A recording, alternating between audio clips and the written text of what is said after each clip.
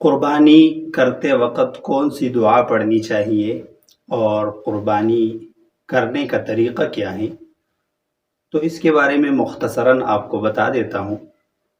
قربانی کا طریقہ یہ ہے کہ سب سے پہلے تو آپ نیت خالص کر لیں، کیونکہ اللہ تعالیٰ قرآن میں فرماتے ہیں کہ اللہ تعالیٰ کو گوشت اور خون نہیں پہنچتا، بلکہ اللہ تعالیٰ تمہارے تقوی کو دیکھتے ہیں۔ لَن يَنَالَ اللَّهَ لُحُومُهَا وَلَا دِمَاؤُهَا وَلَكِنْ يَنَالُهُ التَّقْوَى مِنْكُمْ۔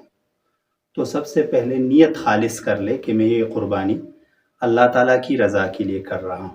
پھر جانور کو قبلہ رخ لٹائے، اور لٹانے کے بعد یہ آیتیں پڑھنا مستحب ہے، بہتر ہے۔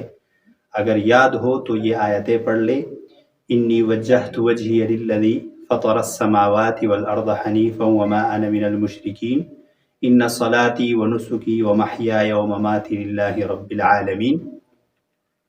اور پھر اللہم لک ومنک، اس کا ترجمہ یہ ہے کہ اے اللہ، یہ قربانی آپ کی طرف سے ہے اور آپ کے لیے، یعنی آپ کی توفیق سے میں یہ قربانی کر رہا ہوں اور آپ ہی کے لیے کر رہا ہوں۔ اس کے بعد بسم اللہ اللہ اکبر یا بسم اللہ واللہ اکبر کہہ کر جانور کو ذبح کر لے، اور ذبح کرنے سے پہلے چھری کو خوب تیز کر لے۔ ایک جانور کے سامنے دوسرے جانور کو ذبح نہ کرے، جانور کے سر کو بالکل دڑ سے الگ نہ کرے۔ یہ قربانی کا مختصر طریقہ ہے۔